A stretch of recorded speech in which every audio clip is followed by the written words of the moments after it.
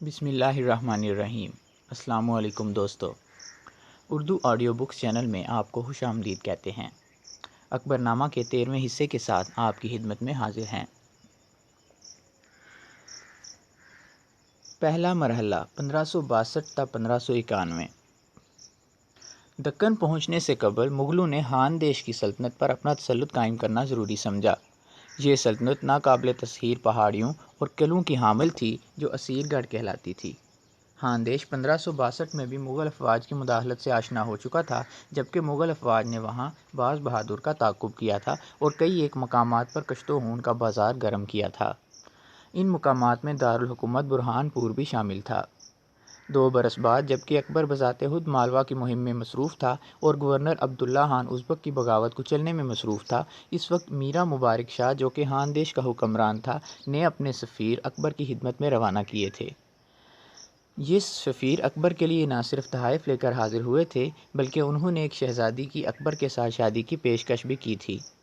یہ سب کچھ قبول کر لیا گیا تھا، تاہم 1576 میں جب یہ خبر منظر عام پر آئی کہ ہان دیش کا نیا حکمران راجہ علی خان دکن کے شاہ کے ساتھ مل کر اکبر کے خلاف سازش میں مصروف ہے، اکبر نے اپنی فوج اس غرض سے روانہ کی تھی کہ سازشی کو کرارے واقعی سزا دے سکے، لیکن اس فوج کو اس لیے واپس بلانا پڑا کہ گجرات میں اس کی ضرورت درپیش تھی، جہاں پر حالات نازک صورتحال اختیار کر گئے تھے اور مشکلات منظر عام پر آئی تھیں۔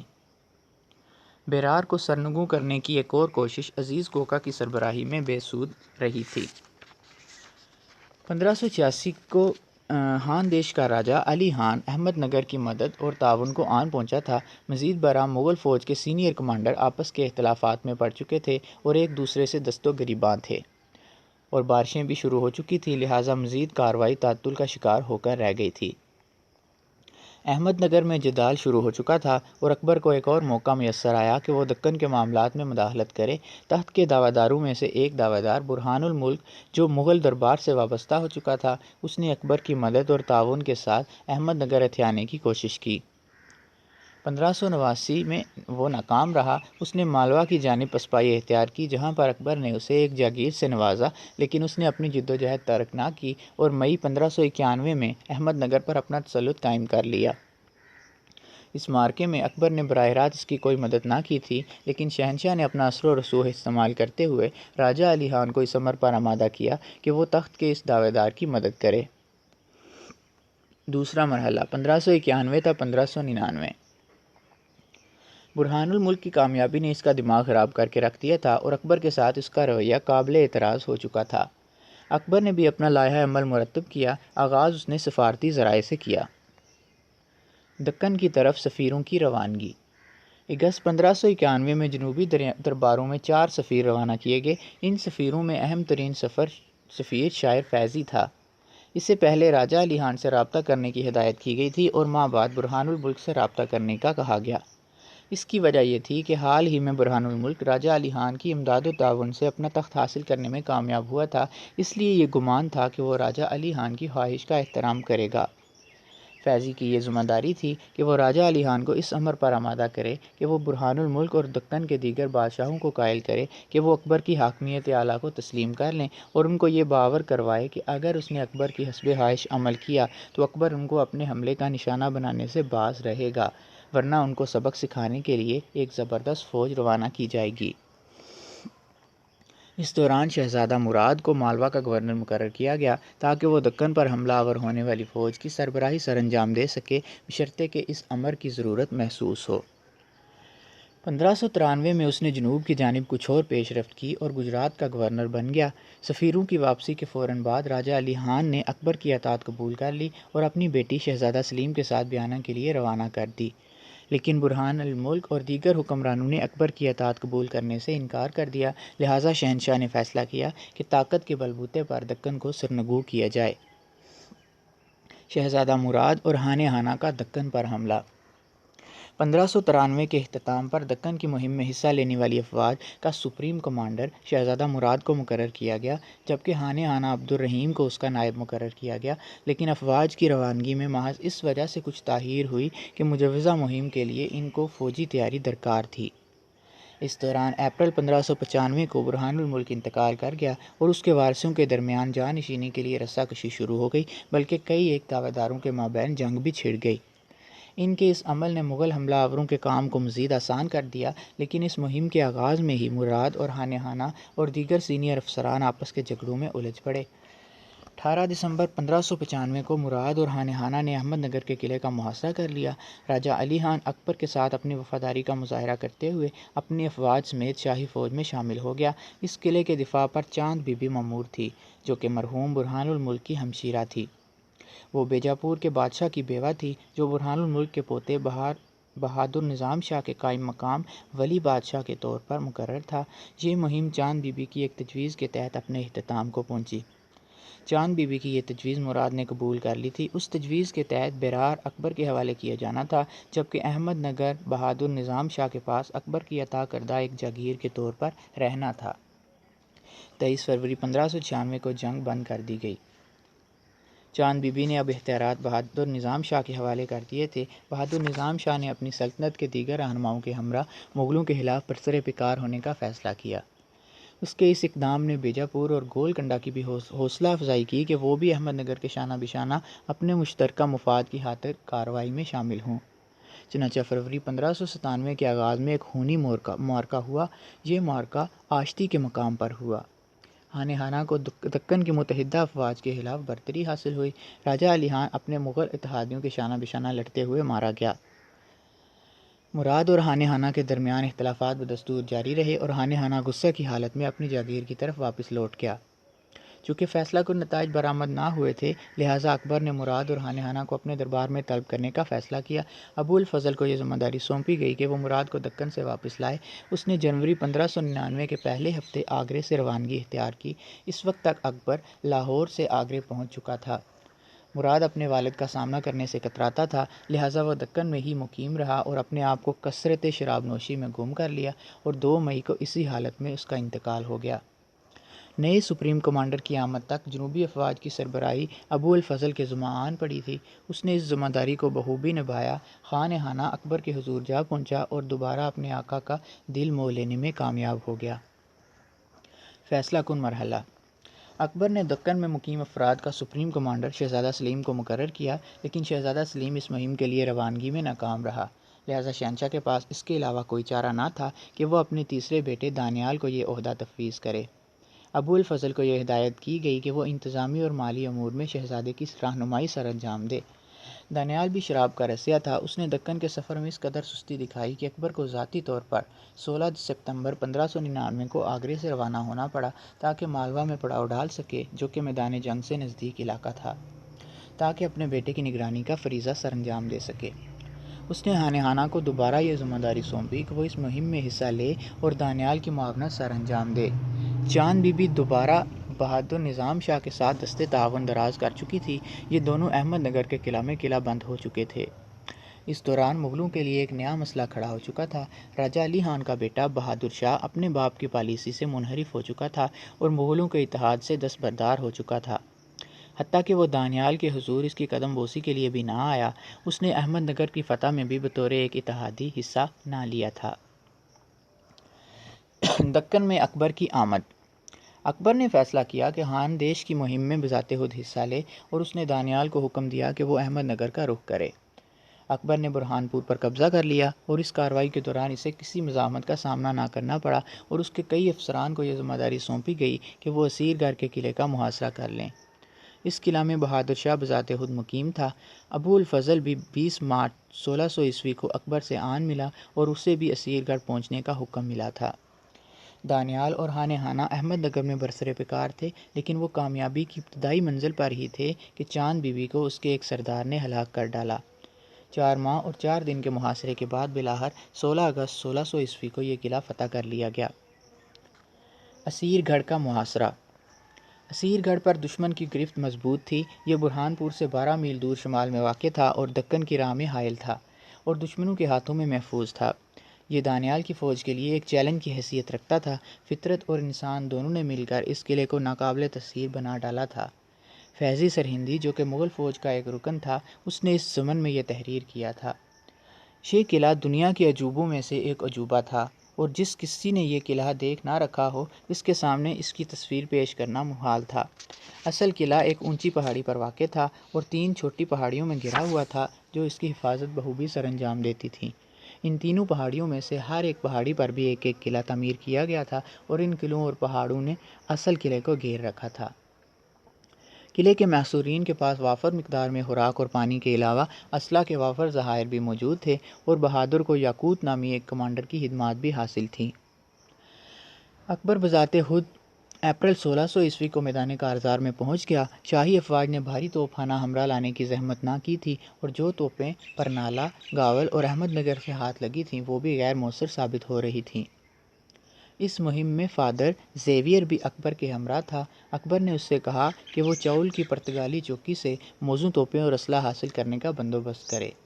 فادر نے جواب دیا کہ وہ اس درخواست پر عمل درآمد کو ممکن نہیں بنا سکتا کیونکہ ایسا عمل عیسائی قوانین کی خلاف ورزی کے مترادف تھا، لیکن حقیقت یہ تھی کہ پرتگالی حال ہی میں بہادر شاہ کے ساتھ اتحاد کر چکے تھے۔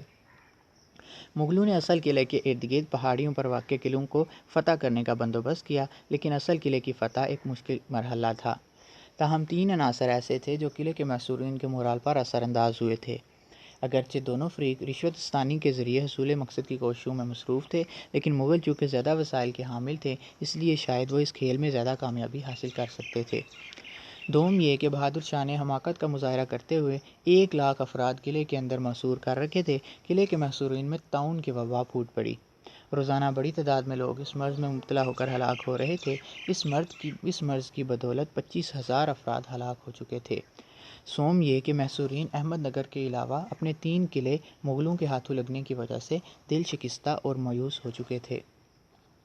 بالآخر بہادر نے یاقوت کے بیٹے مقرب خان کے ہاتھ یہ پیغام بھجوایا کہ اگر قلعے اور ملک کی حاکمیت پر اسے برقرار رکھنے کا عہد کیا جائے اور جنگی قیدیوں کو رہا کر دیا جائے تو وہ اطاعت قبول کرنے کو تیار تھا۔ اکبر نے اس کی تجویز کو شرف قبولیت بخشا اور اس کی نہ صرف جان بخشی کی بلکہ عزت افزائی بھی کی۔ 10 دسمبر 1600 کو بہادر شاہ اکبر کے روبرو پیش ہوا اور آداب بجا لایا۔ اس کے علاوہ اس کے دونوں بیٹوں اور دونوں دیگر ساتھیوں کو زیر نگرانی رکھا گیا۔ قلعے میں محصور فوجیوں نے کچھ دیر تک مزاحمت برقرار رکھی، لیکن بالآخر 2 شرائط کے تحت وہ قلعہ مغلوں کے حوالے کرنے پر تیار ہو گئے۔ نمبر 1، بہادر شاہ تحریری حکم ارسال کرے جس میں انہیں یہ حکم دیا گیا ہو کہ وہ ہتھیار ڈال دیں۔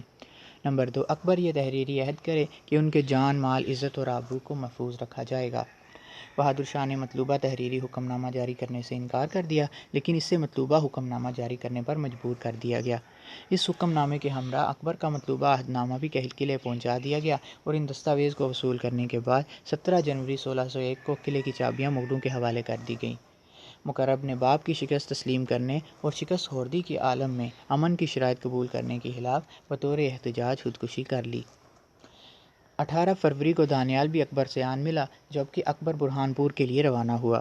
اسیر گڑھ کے علاوہ تمام تر خاندیش کو اب دان دیش کے نام سے نوازا گیا اور یہ عمل دانیال کے اعزاز میں سر انجام دیا گیا اور یہ علاقہ اس کے حوالے کر دیا گیا۔ اکبر کی دکن سے روانگی۔